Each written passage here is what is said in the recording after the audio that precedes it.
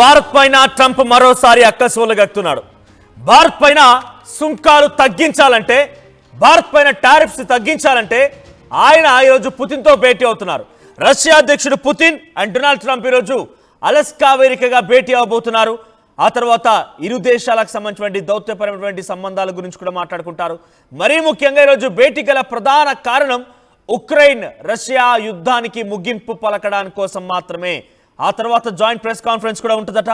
అయితే ట్రంప్ ఇటీవల కాలంలో ఒక ఇంటర్నేషనల్ మీడియాతో ఇంటర్వ్యూలో మాట్లాడుతూ ఏమన్నారంటే, నేను రష్యాతో మీటింగ్ తర్వాత చెప్తాను, ఇండియా పైన టారిఫ్ తగ్గించాలా పెంచాలా ఎలా జరగాలి ఏంటి అనేది రష్యా అధ్యక్షుడితో భేటీ తర్వాత చెప్తానని చెప్పి డొనాల్డ్ ట్రంప్ మాట్లాడుకొచ్చాడట.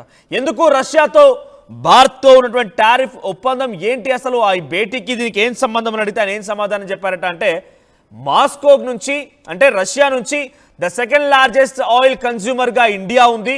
ఎప్పుడైతే ఇండియా పైన నేను టారిఫ్ని పెంచానో, సో ఇండియాపై టారిఫ్ పెంచడం కారణంగా రష్యా ఒక అడుగు తగ్గి నాతో భేటీకి సిద్ధమైంది. ఇప్పుడు కూడా నేను ఉన్న పలంగా రష్యా భేటీకి సిద్ధమైనని చెప్పి నేను టారిఫ్ని కనుక మళ్ళీ తగ్గిస్తే మళ్ళీ వెనుదిరిగిపోవచ్చు, రష్యాకి మళ్ళీ కొమ్ములు రావచ్చు. కాబట్టి భారత్ని తొక్కి పెడితేనే రష్యా దారిలోకి వస్తుందనేది డొనాల్డ్ ట్రంప్ చెప్తూ ఉన్నారట. సో భారత్పై సుంకాల విషయం పైన ఆయన ఈ రకమైనటువంటి సంచలన వ్యాఖ్యలు చేసుకొచ్చారు.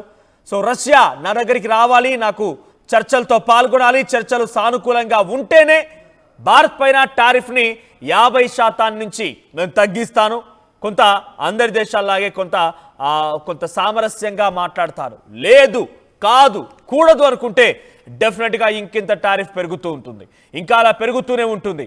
ఈ రకంగా మాట్లాడుకొచ్చాడు డొనాల్డ్ ట్రంప్. అయితే మరి కాసేపట్లోనే అలస్కా వేదికగా పుతిన్తో ట్రంప్ భేటీ అవబోతున్నారు.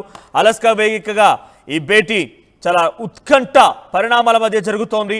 ఇంటర్నేషనల్ లెవెల్లో జాతీయ వ్యాప్తంగా పెద్ద ఎత్తున చర్చనీయాంశంగా మారింది.